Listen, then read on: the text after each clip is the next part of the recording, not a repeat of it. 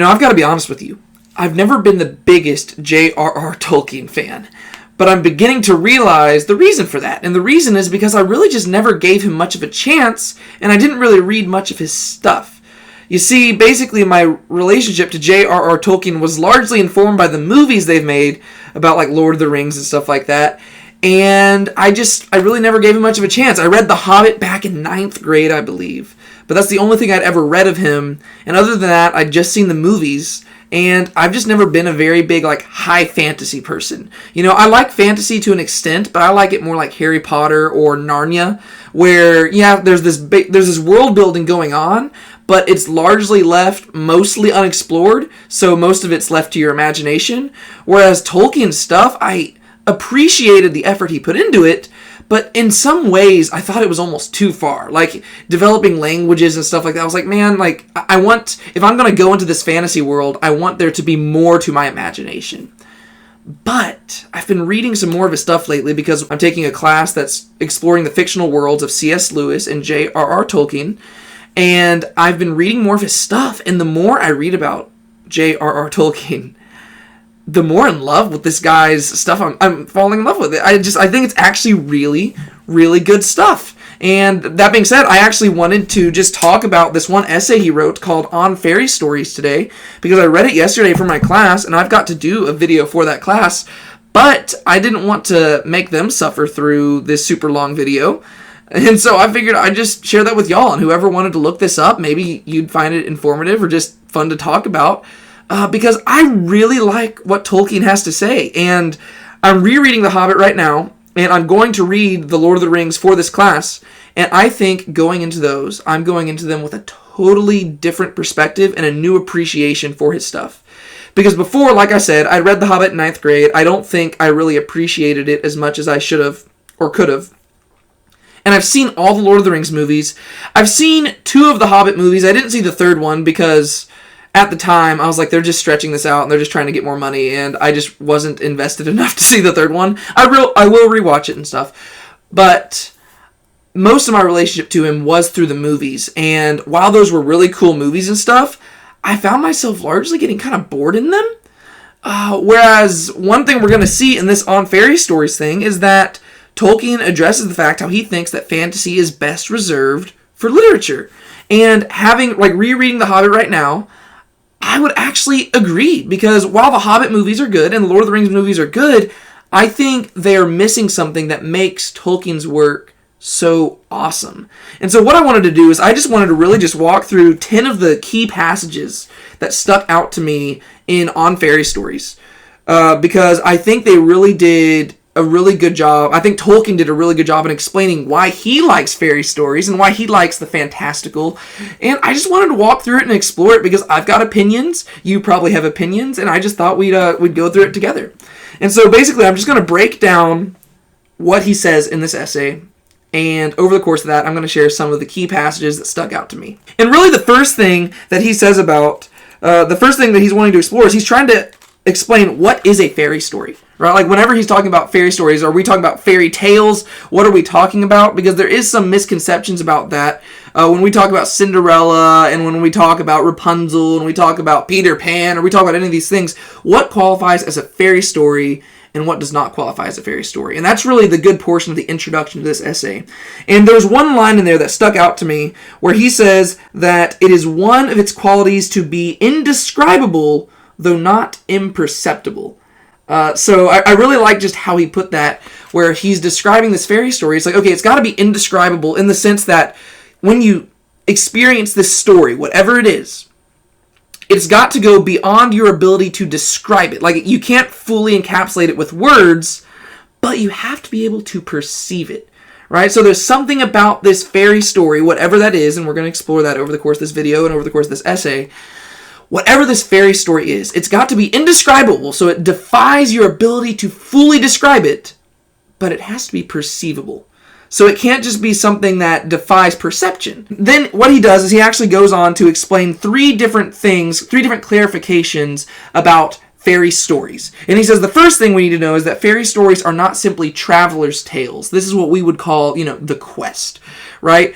what has to happen in a fairy story as opposed to any other story is that you have to go beyond this world, right? You have to go beyond the world that we are currently living in, and it has to go a little bit beyond. It can't just be a story of somebody traveling across America or doing something like that. It can't be reserved to this world by itself. The second thing he clarifies is that a fairy story, it can't be purely a dream, right? For Tolkien, he says that it takes away from the entire story if at the end you say, and turns out they were dreaming, right? No, he says, okay, so this thing, it has to be set in a world that goes a little bit beyond our world, right? So beyond just the natural, but it also can't be resolved by simply saying, oh, it was all in the imagination. So this actually has to really happen. It has to be presented as true. And we see these things in like The Hobbit or The Lord of the Rings or Narnia or Harry Potter, right? So you have this natural world that is expanded upon, right? So whenever you go into Middle Earth and The Hobbit and Lord of the Rings, there's aspects of it that are very similar to our world, but it goes beyond. You know, whenever you go to Harry Potter, when you go to Narnia, they start in our world, they go beyond. But they're not just dreams. For him, that takes it away from that. You can't just conclude it and be like, oh, and then he woke up from his nap. At that point, it ceases to be a fairy story. And then the third thing he clarifies is that fairy stories are not merely beast-fables. For some reason, when he was describing this, the first thing that came to my mind was Disney's Robin Hood. You know, where it's basically just a bunch of animals going around talking. He says that's not exactly what it can be either. I don't know if that's exactly what he would be referring to there, because those are basically, you're just anthropomorphizing humans. You know, it's like the Robin Hood story just told through animals. But for him, he's clarifying that there has to be a certain human element to the fairy story, right? It can't just be in a world that's so departed from ours that we can't interact with it as humans, right? So, yes, it has to go beyond our world, but it can't go so far that we can't relate to it. And it has to be presented as true. So those are his three qualifiers for a fairy story. It can't just be a traveler's tale. It can't just be a dream, and it can't just be a beast fable. It's got to be something that we can understand, but it has to go beyond our description. Right? So it's got to be indescribable, but not imperceptible. And so I thought that was really cool. And then he moves on to another question. He's saying, well, where's the origin? Where do we get fairy stories from? What is the origin of these fairy stories? And right here, he uses this really cool analogy that I enjoyed, and it's basically the idea of soup and bones.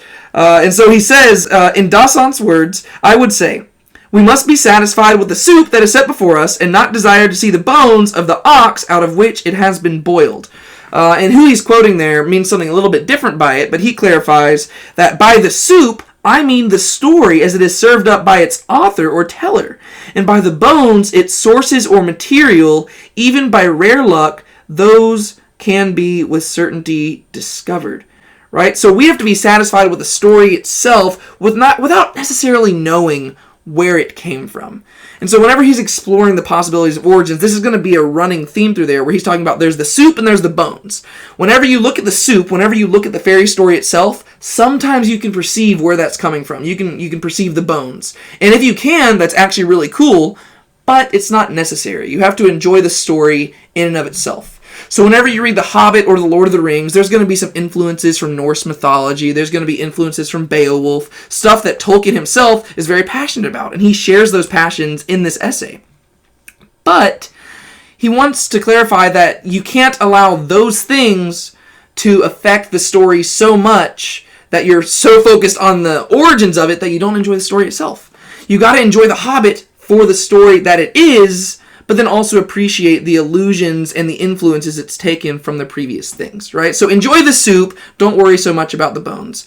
And so I really just thought that was a good way of viewing it. You have to appreciate the author's work as it is presented by the author, without necessarily being so distracted and focused on where they got that stuff from. And I think that's actually an important thing for all of us, because sometimes, especially in literary criticism and stuff like that, or even the working in churches, whenever we are studying the Bible, sometimes we get so focused on the origin of something that we miss the point of what is being said by the author. Whenever Jesus says, why do you point out the speck in your brother's eye when you've got a log in your own, as theologians, we might be tempted to be like, oh, well, you see, what he's doing here is he's making a metaphor that would make sense to that.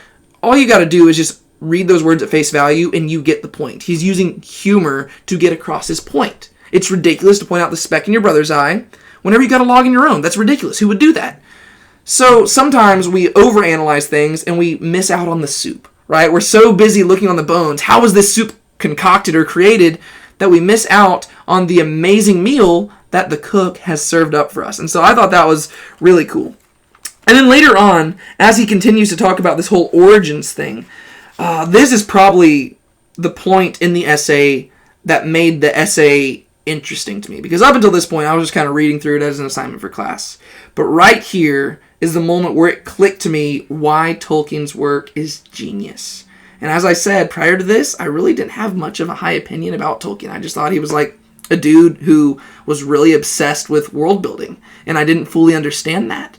But then right here, whenever we get to him describing man as a sub-creator, that was cool to me. Because we also had to read his poem Mythopoeia, which he wrote regarding a conversation he had had with C.S. Lewis, where C.S. Lewis had talked about how he didn't really care for myths and stuff like that, and he was kind of becoming opposed to them. And in Mythopoeia, this is actually a constant theme, and Tolkien actually quotes Mythopoeia in this essay.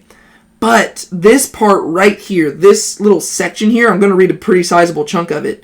This is the thing where everything clicked in my head, and I all of a sudden understood why Tolkien loves telling fairy stories. And like this section right here is what's making me appreciate The Hobbit in this read through, and what's going to make me appreciate The Lord of the Rings, and might even encourage me to go read more of his stuff.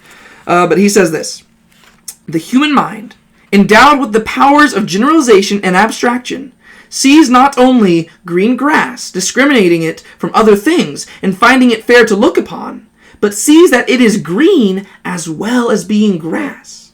But how powerful, how stimulating to the very faculty that produced it was the invention of the adjective. No spell or incantation in fairy is more potent. And that is not surprising. Such incantations might indeed be said to be only another view of adjectives, a part of speech in a mythical grammar.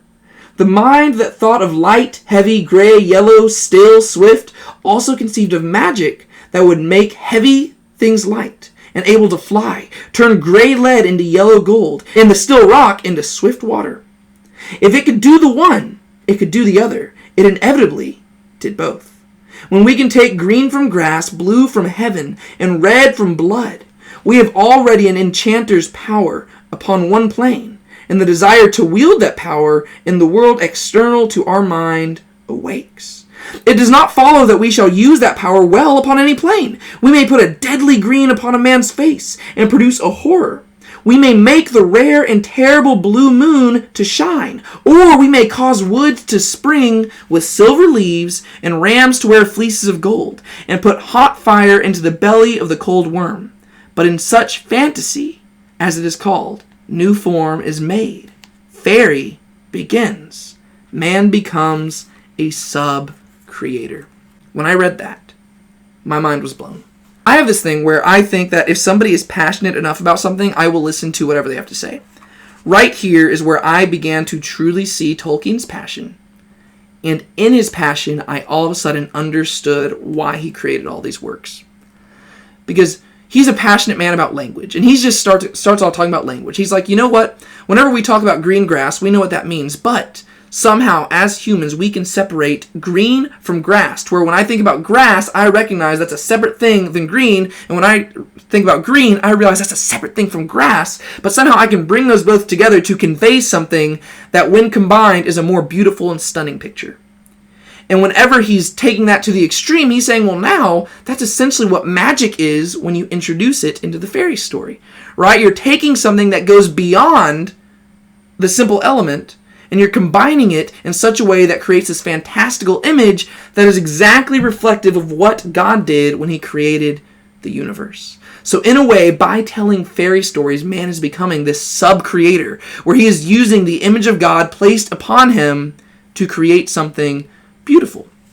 And he admits that man won't do this perfectly. He says, you know what? Sometimes we might take the color green and we'll put it, instead of on grass, we'll put it on a man's face. And so instead of it being talking about healthy grass, it's talking about unhealthy man who's now sick, right? So you can take the same color green, and depending on where you put it, it can be something beautiful or something ghastly. And he says that's just a result of fallen man. None of us are perfect, and so by man being able to create, he can create both good and he can create evil. But his ability to create points to the ultimate creator, to God, who created man in his image and enabled him with the ability to create. And all of a sudden, as I was reading that, I had the very similar reaction to what I had whenever I was reading Mythopia. Because all of a sudden, it clicked. I was like, oh, that's why he likes writing this stuff. This is why he creates all these worlds, and he creates these languages, and he creates these histories. And this is why there's all these unfinished works of his that never got published. Because he was doing it because, in a way, it was almost a worshipful experience. Where, in creating these worlds, he was being able to express his appreciation for what God had done. And he was actually recognizing, I just thought it was very, very beautiful, and I thought that was so cool.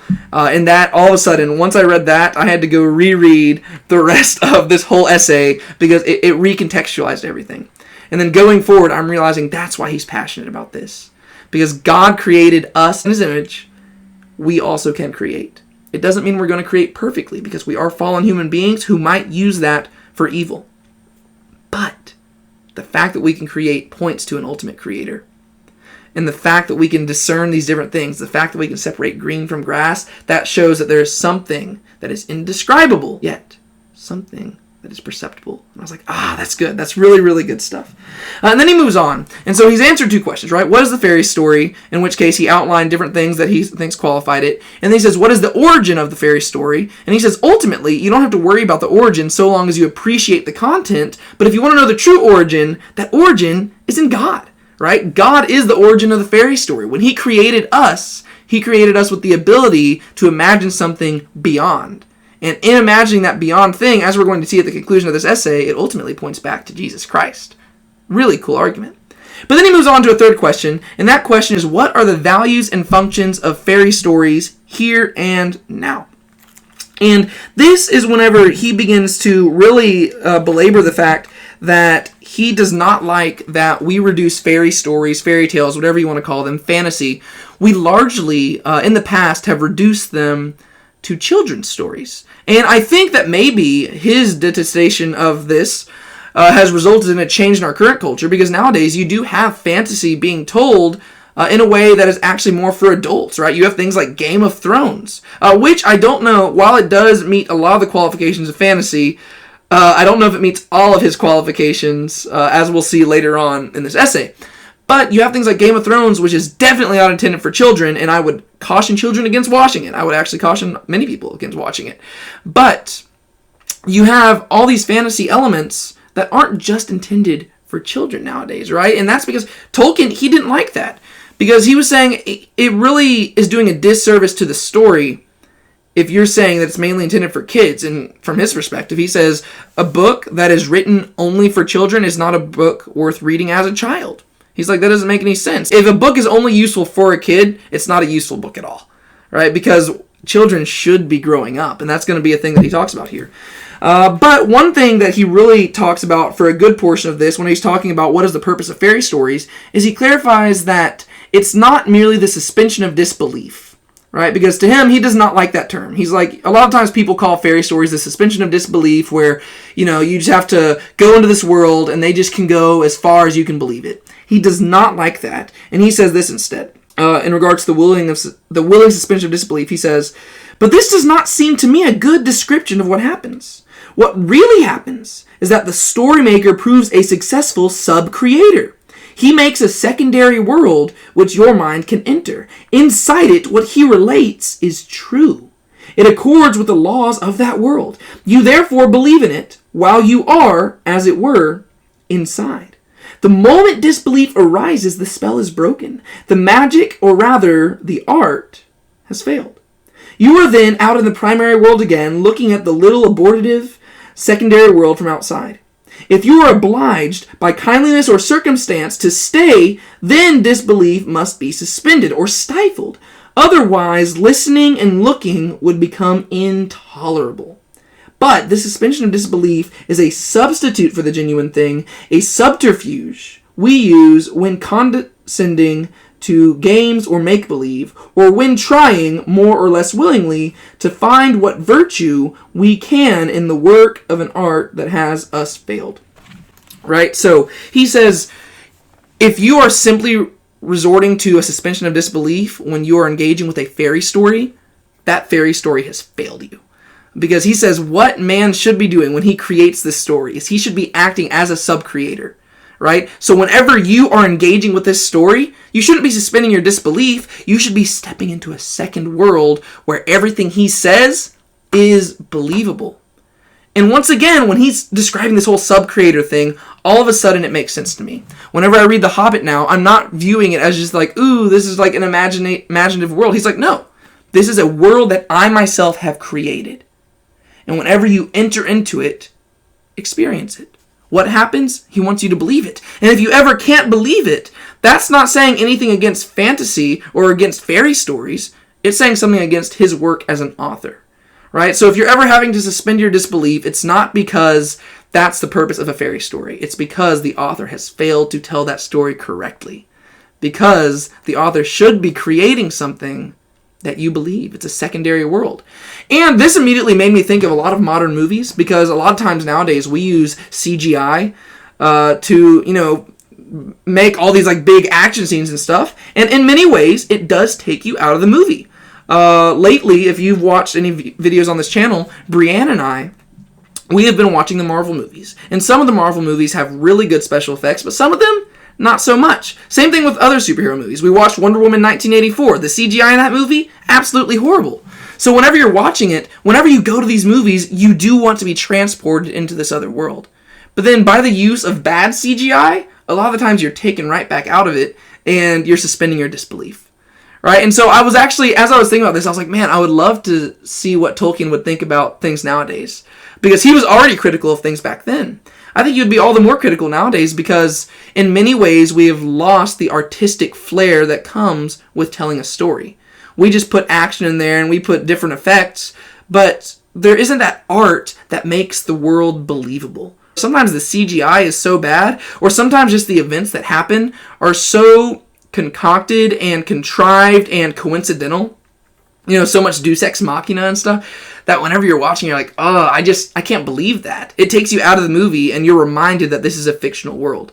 Whereas the idea the author should be doing is they should be creating this sub-creation where when you encounter their work, you forget about the fact that it's fictional. You just step into it and you're engaging in this other world. It's allowing you to escape into it. And that is absolutely beautiful. Right? Because that, in many ways, that's what we have to do when we read the story of Jesus, purely because we haven't seen him with our eyes. I just have to kind of escape into that world and realize that is true. And that's really Tolkien's perspective on a lot of this stuff. His big thing, the thing that convinced C.S. Lewis to become a Christian, is that Christianity is the true myth. So all these fantastical elements that we read about in fairy stories and in mythology and stuff, all those elements find their resolution and their reality in Jesus Christ and in the Christian story. The Christian myth is actually myth become fact. It's myth become reality. It's the myth that took place in this real world, where when Jesus showed up, he took our world and he expanded it in such a way that was indescribable yet not imperceivable. And so as Tolkien was describing all this, I was just like, wow, this is such good stuff. And it made so much more sense to me. And so when he's talking about what are the values and functions of fairy stories now, the first thing he says is that fairy stories, they don't serve the purpose of suspending your disbelief, but the creation of new belief. Right? I was like, okay, cool. But then the second thing he says is that they're not concerned with possibility, but with desirability. Right? Because that was also another thing, and this was what he was talking about when he's talking once again about children.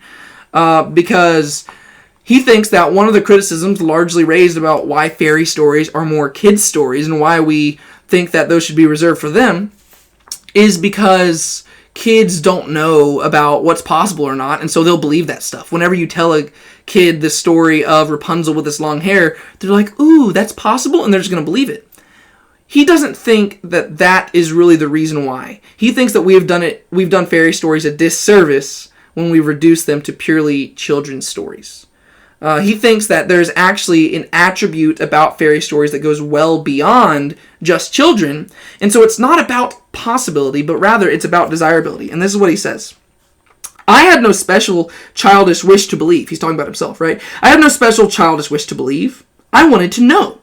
Belief depended on the way in which stories were presented to me by older people or by the authors, or on the inherent tone and quality of the tale. But at no time can I remember that the enjoyment of a story was dependent on belief that such things could happen or had happened in real life. Fairy stories were plainly not primarily concerned with possibility, but with desirability. If they awakened desire, satisfying it, while often whetting it unbearably, they succeeded.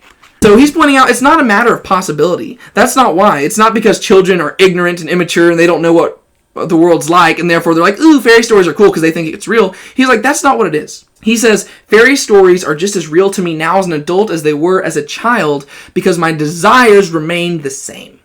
It's not about possibility. All because you get older and you realize how the world really is, it shouldn't take away the desire of fantasy and of fairy stories. Because it's not a matter of possibility, right? Yes, sure, you might realize how the world really is and those things aren't possible, but if that takes away those desires, that's a sad thing. He's like, no, the reason why he still is intrigued by The Hobbit and Lord of the Rings and stuff, these things that he's writing, it's because those are desirable. And he even outlines how these desires will come in different places for different people, right? I mean, that's why for me, probably, when I watch The Lord of the Rings, I'm not as intrigued by it because, I mean, dragons and stuff, they don't intrigue me as much. The reason I'm going to like them going forward is because I realize why he liked them, right? But he talks about how there's certain things that don't appeal as much to him as other things do. He really likes dragons. He really likes bows and arrows. He really likes swords. And because of that desirability, that's why that fantastical world works out for him. Some people, they might like the fantasy of Star Wars and stuff. I mean, I personally, I'm not the biggest Star Wars fan, but I like lightsabers. Those are awesome. And so there's different things that will appeal to us, and it's not about possibility, right? So we don't want to reduce it to just that, and I like that he points that out. Because in many ways, we do limit these types of stories whenever we think that they're just about children. But they're not. He says, no, it's not about just ignorant children not knowing what the real world is. It's these people who dare to imagine. And I thought that was a really unique perspective. So he's told us that it's not about the suspension of disbelief, but the creation of new belief. It's not about possibility, but desirability. And then the third thing he clarifies about how these stories are valuable now is that they're not made for children, but with those with the heart of a child. And this is really where he's getting to the core of the message, right? So he says this: I do not deny that there is a truth in Andrew Lang's words, sentimental though they may sound. He who would enter into the kingdom of fairy would have to have the heart of a little child. For that possession is necessary to all high adventure into kingdoms both less and far greater than fairy. So what Tolkien's pointing out is he says, fairy stories are not made for simply children. However, you do have to have the heart of a child in order to enter it. You have to be willing to trust the author, and you have to be willing to allow your imagination to be expanded, right? It's not the suspension of disbelief. It's the creation of new belief. And that's exactly what a child does. Whenever a parent tells a child some new information he never knew, it's not that the child's being like, oh, you're telling me 2 + 2 = 4. All right, I'll believe that if I can. No, he's like, okay, 2 + 2 = 4. My dad said so, I believe it. It's not the suspension of disbelief, it's the creation of new belief. These stories, they're not meant for just kids, but you have to have the heart of a child to enter in, and what he points out is that this is how you must enter into many realms and many kingdoms far beyond the realm of fairy. And what he's alluding to there is that this is exactly what Jesus said, right? He says that you have to have a childlike faith if you are going to enter into the kingdom of heaven. You have to allow God to enter in and reshape your thoughts. It's not that you're simply suspending your disbelief and saying, oh, yeah, sure, I guess a guy can die and resurrect after 3 days. You're not suspending your disbelief. You're having a new belief created. Sure, I bet God can come in the flesh. No, you're not disbelieving it. You're having a creation of a new belief. Right? That's what God is doing with us. He's requiring us to become like children, even as adults. Even me, I'm 23 years old, but I still have to return with the heart of a child whenever I enter into the scriptures, because I have to allow God to reshape my thinking. I don't want to be conformed to this world, but I want to be transformed by the renewing of my mind. That's exactly what Scripture teaches. You want God to reshape how you think, so you're not suspending your disbelief. You're having a new belief created by coming at it with the heart of a child. I was like, that's so good. And that's how you enter into the kingdom of heaven too. You have to let God come in, reshape your beliefs. He's the creator who can create in us new beliefs. He's the creator who does establish how this world works. Whenever Tolkien is creating his own Middle Earth, he's the creator. He gets to tell us how that world works. We need to allow him to do that, just as God does that in the real world. So I thought that was really, really cool. And then he goes on to clarify the purpose of childhood. And this really doesn't further his argument into the overall thing, but I actually just found this a very intriguing passage, and so I wanted to read it. He says this: "If we use child in a good sense, it has also legitimately a bad one. We must not allow that to push us into sentimentality of only using adult or grown-up in a bad sense. It has also a legitimately good one. The process of growing older is not necessarily allied to growing wickeder, though the two do often happen together.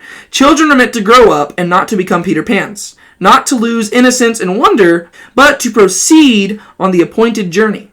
That journey upon which it is certainly not better to travel, hopefully, than to arrive, though we must travel hopefully if we are to arrive." And so right there, Tolkien is basically just clarifying the difference between childlikeness and childishness, adult-likeness and adult-ishness, right? So basically he says there is both a good and bad aspect to being a child, and there's both good and bad aspects to being adults. When we're using those terms in only one way, we're actually failing to understand the full meaning of it. You want to be childlike in your sense that you're willing to have new beliefs inserted into you, but you don't want to be childish in the sense that you're immature and never growing up. Right? You don't want to be Peter Pan, because he is like a child and he's staying a child forever. He's like, no, you want to grow into an adult, but you want to maintain that childlike heart of imagination and willingness to have your beliefs changed. What you see is that a lot of the times as people grow, they become more staunch in their beliefs and they're not willing to have that flexibility. He says, no, you need to have your imagination. You need to be challenged. That's fine. But you do need to grow up. You don't want to remain in the state of childlike immaturity. You want to be a childlike person who is growing into maturity. So yes, you're maintaining the heart of Peter Pan, but you're also growing into an adult and not just living in Neverland where you refuse to grow up. Right? And so I thought that was a very important clarification, and it's also important when it comes to not only the art of fairy story, but also growing closer with God. Right? Whenever you're actually growing with God, you have to have that childlike faith that is always willing to submit to the changes that he is instructing. Right? Whenever I go into the Bible each morning, I have got to be willing to allow it to shape me as if I was a newborn infant who knew absolutely nothing. But I also need to grow into maturity in Christ, and I need to grow in my relationship with him and grow into adulthood in him. Right? So there's this balance where you do want to be a child, but you also don't want to be a child. And you do want to be an adult, but you don't want to be an adult. Right? And he even clarifies a lot of the times whenever people get older, they get wickeder. The only way to combat that is by maintaining that childlike faith and trusting the author or the creator to instruct you on what to believe in that world and living according to that belief. Right? Whenever you encounter the reality of our world to the real world, you have to let God shape your beliefs, and you have to follow him and trust in him, and you need to grow in maturity while trusting him with childlike faith. Whenever you go into the world of The Hobbit and Lord of the Rings, or whenever you go into the world of Narnia, or you go into the world of Harry Potter, or whenever you go into Star Wars, you go to any of these fantastical worlds, you got to trust the author to tell you that story. And if they're suspending your disbelief, well, that means they're not doing a very good job, or you're not allowing them to do their job. Right? So it might be an issue with you not being childlike enough and not being willing to trust the author. And so I thought that was a very good clarification. Very, very cool. But then after having done that, he's answered 3 questions, right? What is fairy story? Where do they come from? What are their values here and now? And now he wants to answer the question of what do fairy stories actually contribute to life? Like, what's their importance? Like, why do we have to have them? Why is it better that fairy stories and fantasy, the whole fantasy genre, why is it better that exist than that it didn't? What would the world be missing if we didn't have fairy stories, if we didn't have fantasy? And on one side, he just speaks very generally, and he says, well, you'd be missing anything that you'd have if you lost any art form. If you didn't have painting, if you didn't have any other genre of literature, if you didn't have film as we have nowadays, right? If you didn't have any of these things, there would be something you're losing. But he wants to say, okay, but would we be missing that much? And he says there are 4 main things that you would be missing. And those 4 things are fantasy, recovery, escape, and consolation. And when he's talking about fantasy, basically how he summarizes this is he describes it as unreality, freedom from observed fact, combined with the fantastical. This goes once again to his idea of it being in this world but not of this world, right? Once again, very Christian. So it's something that takes place in this world but goes beyond what we understand about this world and therefore is separate from this world. So we would be missing that element of fantasy if we took out the fantasy genre, if we took out the fairy story. We'd be missing the idea and the possibility of being in this world yet escaping it in some way. And that's going to be really the 3 points that follow this, recovery, escape, and consolation. Those all kind of flow from this whole fantasy idea. It's the idea of unreality, which is freedom from observed fact, right? So basically it's like clearing your mind of all the things you know to be true and allowing those to be expanded upon, right? It's the idea that Jesus talks about when he says that you must be born again, right? You have to basically just be totally cleansed, be born again into a new world. That's what's supposed to be happening whenever you enter this fantasy genre, whenever you encounter a fairy story, right? That's what's happening there. And he said you'd be missing out on that if we didn't have that. You'd be missing out on the ability to adventure new worlds and understand that the world can go beyond our own beliefs, which is essential from his perspective if we're going to understand Christianity. You've got to understand that this world is beyond what we can just observe with mere fact and reason. You have to understand it goes beyond that. Yes, there are factual things that we might not deem as factual because we are limited in our understanding. The infinite God knows things way better than we do, and so he knows the true facts. So he knows that God can become flesh. He knows that after 3 days, a dead man can rise again. From us, from our logical and very reason-based system of understanding things, we might not get that. And Tolkien says, hey, if you take away the fantasy genre, you're taking away a genre that basically lives off the premise that things are crazier and weirder and beyond what they might seem. And this is where he starts talking about how fantasy is best presented as literature. Because he goes on this long thing where he doesn't view that this is best accomplished through drama or anything, because whenever you engage with fantasy literature, you're allowing your own mind to create all these images based off what the author is describing. If you're watching a drama or something like that, you're very confined to the presentation of it as they have presented it to you, and so you're not actually going beyond anything. You're really just being limited, and he doesn't really like that. He says fantasy is best preserved as literature, and so that makes me wonder what he would think about the Lord of the Rings and the Hobbit movies and stuff like that, if he had ever gotten to see them. And I'm pretty sure his estate was not a big fan of them. I can't recall that, but I feel like I heard about something like that a long time ago, where they're just not a big fan of those movies. And now I think Amazon's creating this Lord of the Rings prequel TV show or something like that, which is supposed to be the biggest budget TV show ever created. I don't know how he would like that. The way he talks about it here makes me think he would not like them at all. He's like, no, fantasy is best preserved in literature because that's the perfect balance of getting what the author wants you to see, but also allowing your mind to be expanded upon. Which I think could say something about scripture, right? God gave us scripture in a literary format, right? So that's the best way. Maybe that's where Tolkien kind of gets that as well. But he goes on that for a little while, and I actually thought it was a very interesting read there. And then this is actually where he quotes from Mythopoeia, the poem I mentioned earlier that he wrote concerning his conversation with C.S. Lewis. But after quoting that, he actually says this: fantasy is a natural human activity. It certainly does not destroy or even insult reason, and it does not either blunt the appetite for nor obscure the perception of scientific verity. On the contrary, the keener and the clearer is the reason, the better fantasy will it make. If men were ever in a state in which they did not want to know or could not perceive truth, fact, or evidence, then fantasy would languish until they were cured. And then he goes on a little bit later, he says, for creative fantasy is founded upon the hard recognition that things are so in the world as it appears under the sun, on a recognition of fact and not slavery to it. So what he's clarifying in all of this is it's kind of going back to that whole childlike thing where people were saying, oh, you know what, fairy stories are for little kids because they don't know better. He says, no, fantasy is even better the more you know about the world.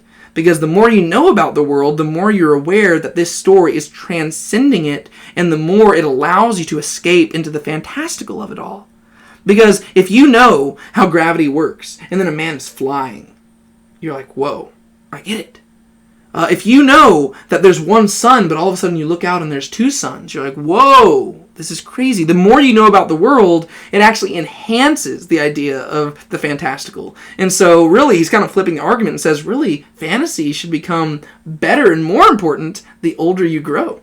And he says later on, he says, fantasy can, of course, be carried to excess. It can be ill done. It can be put to evil uses. It may even delude the minds out of which it came. But of what human thing in this fallen world is that not true? And then he says later on, fantasy remains a human right. We make in our measure and in our derivative mode, because we are made. And not only made, but made in the image and likeness of a maker. So once again, he says, fantasy can be abused. People can do it wrongly, they can do it not very well, and yes, you can be deluded by it. Some people could create this false story and they could present it so true that some people fall for it and believe in it. But that doesn't mean you should disregard fantasy as a whole. Instead, he says, no, you should actually still think it's really cool because it's a reflection of what God did when he created us. And he created us in his image, so we also should create. We make because we were made. That's why we have these desires. Whenever you ask yourself, maybe you're not an artistic person, but there is something that you probably are passionate about. And you ask yourself, why are you passionate about that? Maybe you're a cook. That can be art, right? Art can take a variety of different forms. I'm not one of those like super postmodernist people who's like, oh, everything is art. But many things can be art depending on your passion about it and how you view it. A lot of the times nowadays, whenever we watch films, I like older movies because those ones, you see the freshness of a lot of them. And there are some directors nowadays where you see that they really do view movie making as an art. A lot of them nowadays, it seems like they're just trying to get some more money. And they don't view it as an art, and that's sad. But Tolkien says, no, these things are an art. And yes, there are going to be people who abuse it. There are going to be those people who go make movies just for the sake of making movies and making money. But that doesn't mean we should get rid of movies altogether, because there are those who are going to create for the sake of creating and who view it as an art. And in that way, what they're doing is they're reflecting God. Even if they're not Christians, even if they don't believe in God, what they're doing without even knowing it is they are reflecting what God created them to do, right? God created and we create. It's a very beautiful picture there, and I like that he points that out. And so that was the whole thing that he says about fantasy. But then there's other aspects that flow from this contribution of fantasy that the fairy story gives us. And one of those is recovery, which basically is that it allows you to see things with fresh eyes. I don't really have much to say about this, but he says that is something that fairy stories contribute to you.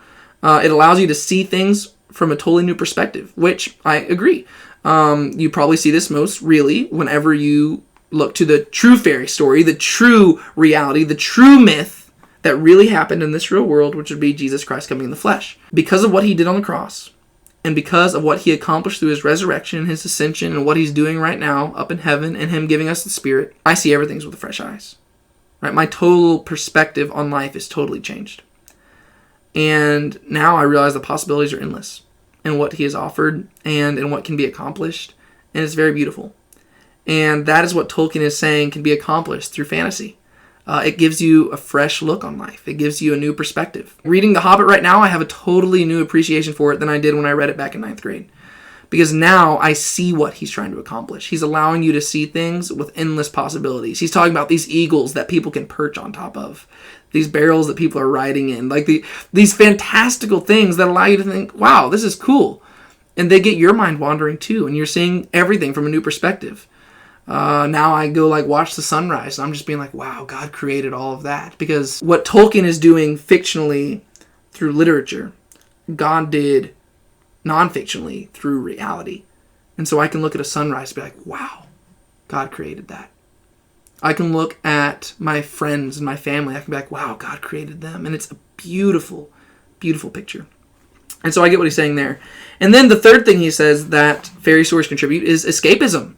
And he does not view escapism as a bad thing because he clarifies that this is not the flight of the deserter, but it's the escape of the prisoner, right? And what he's saying is this is allowing you to step outside your familiar world to experience something beyond. And he says there are ways where that could be negative, right? You can't escape for the wrong reasons.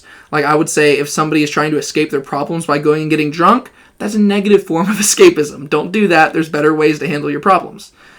But he says the fantasy genre and the fairy story, it's actually allowing you to escape in a much more positive manner. In the sense of us being confined to this sin-trodden world where there's evil and death and decay and all these things. The fantasy genre allows you to escape into something beautiful, right? Something that's beyond your familiar world where you do see elements of your own world there, right? So yes, it's got elements of this world, but it's so far beyond, but it's got similar themes to your world, but it goes beyond them, right? So there's good and evil, there's creation, there's destruction, there's all these things, but you're escaping into them and they're allowing you to just think about the possibilities of what could be. And in a way, whenever you return to your own world, they make you also question why things are the way they are here. They basically are encouraging you to ask deeper questions.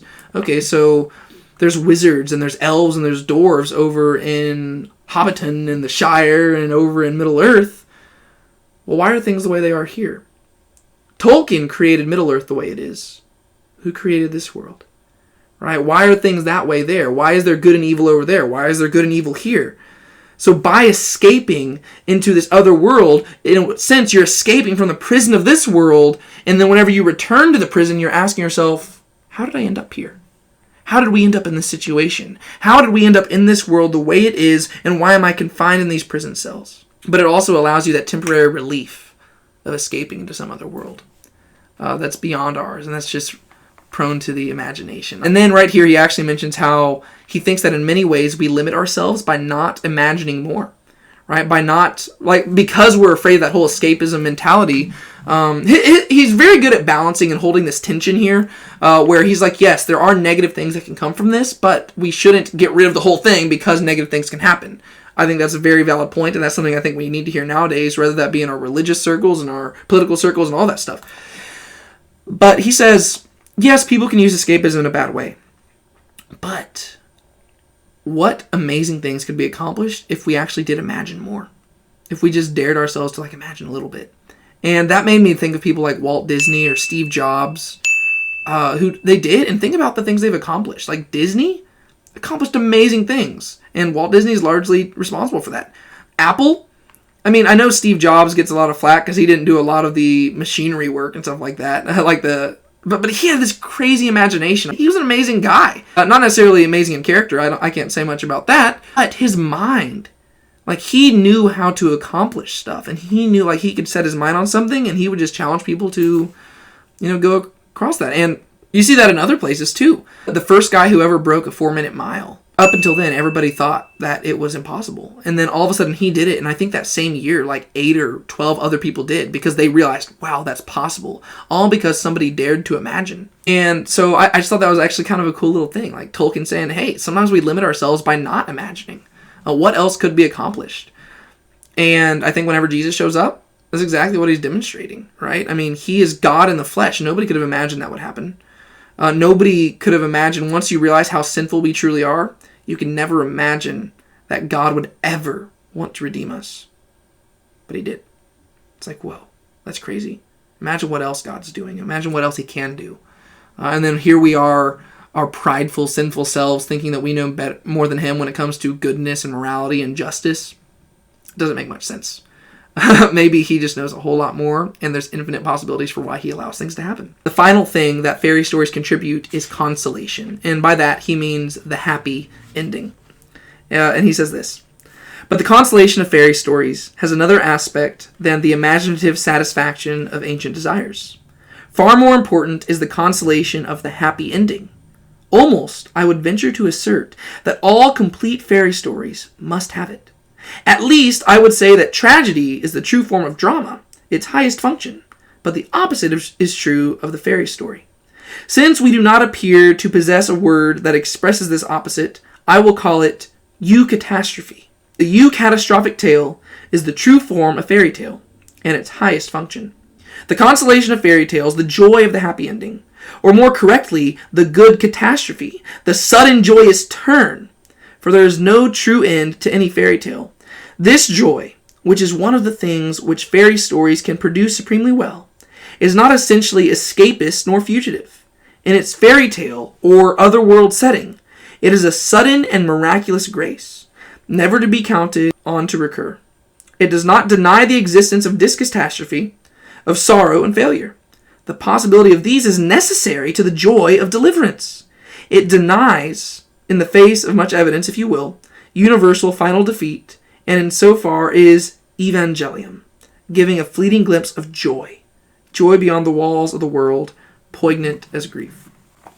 This is why I was saying earlier that Game of Thrones might not fall into Tolkien's fantasy category, because he insists that there must be a happy ending. And there must be hope at the end. And the way Game of Thrones ends, not perfect.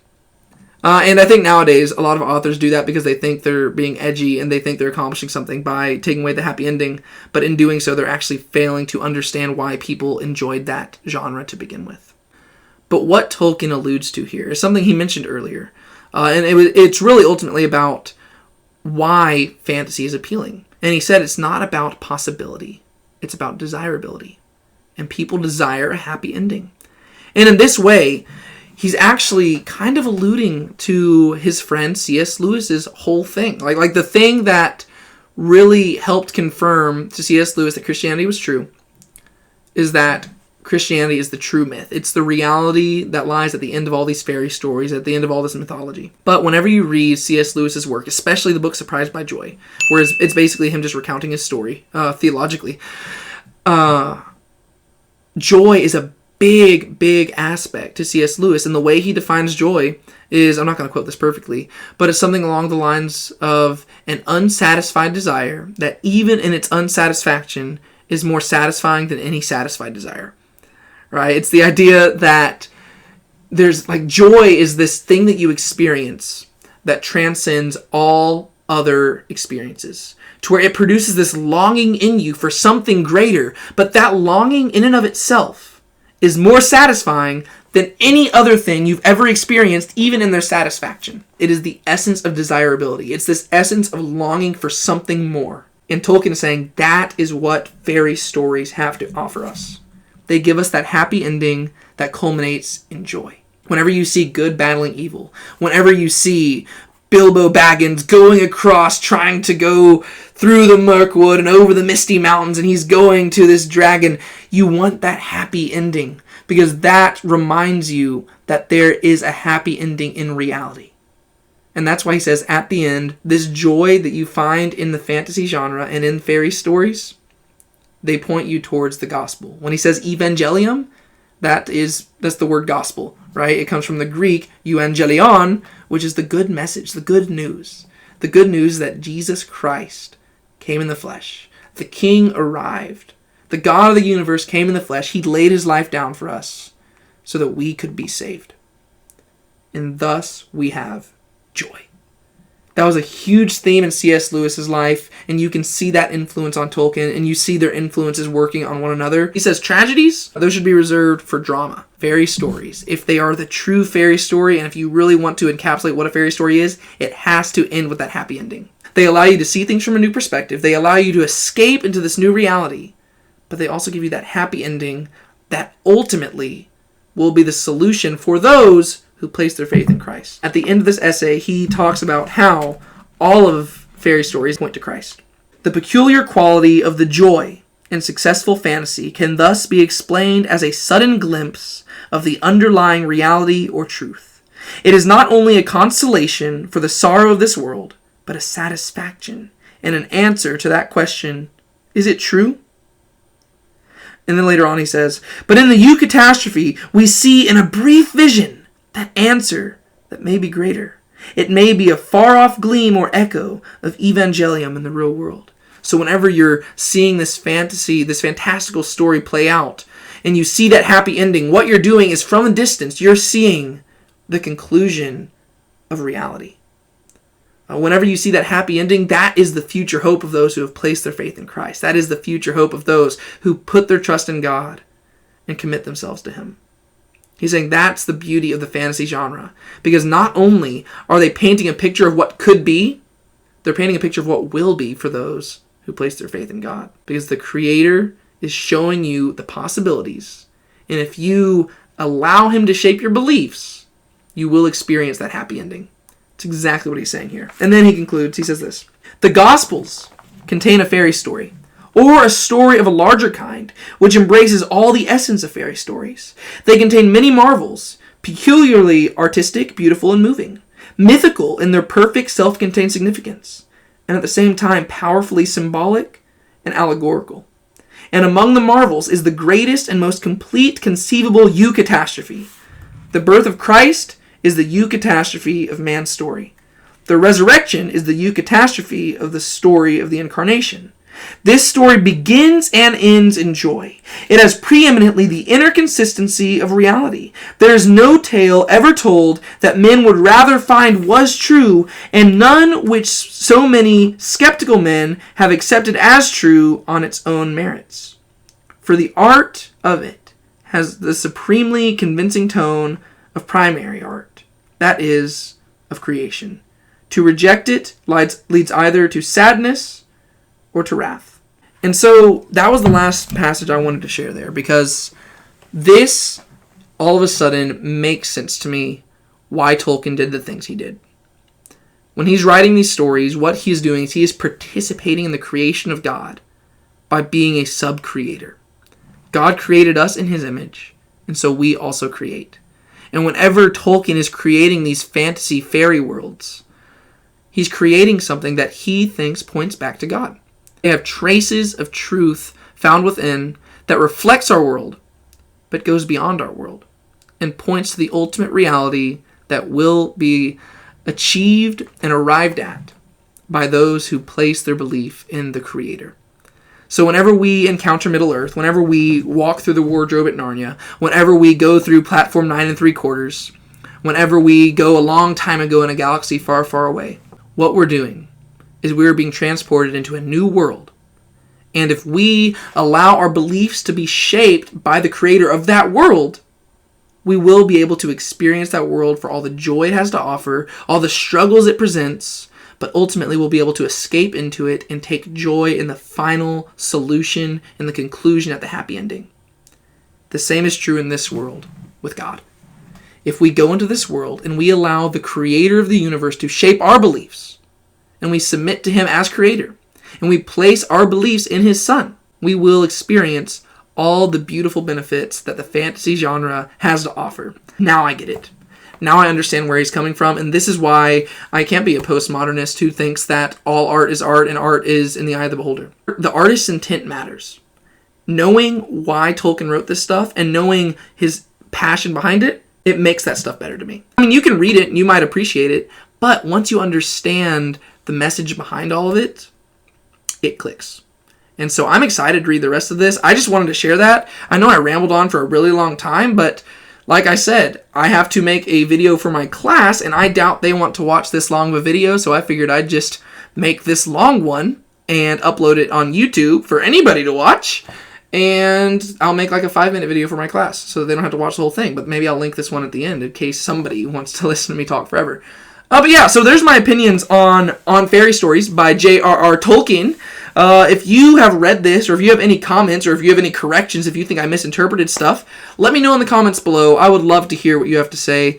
I just really enjoyed this. I know this is a little bit different video than what I usually do on this channel, but from the very first video that Brianne and I uploaded on here, I did clarify that even though this is called Now Let's Be Honest About Movies, really it would almost be better called Now Let's Be Honest About Media. That just doesn't roll off the tongue very well, but that really would be almost a better title because we're just talking about anything. We talk about movies, TV shows, books, whatever. And so this was a little bit different, but I just wanted to talk about it, and I thought it was pretty cool, and hopefully you did too. And if you made it all the way through, Awesome. Thank you. Please subscribe. Please turn on the notification bell if you want more stuff like this. Let me know. So that's all I got to say. I'm David Tate. This has been Now Let's Be Honest about movies, but we've been talking about a book, really an essay. So I'll see you later. Keep a smile on your face. Don't let anybody steal your joy. Bye. Some folk we never forget. Some kind we never forgive. Haven't seen the back of us yet. We will fight as long as we live. All eyes on the hidden door.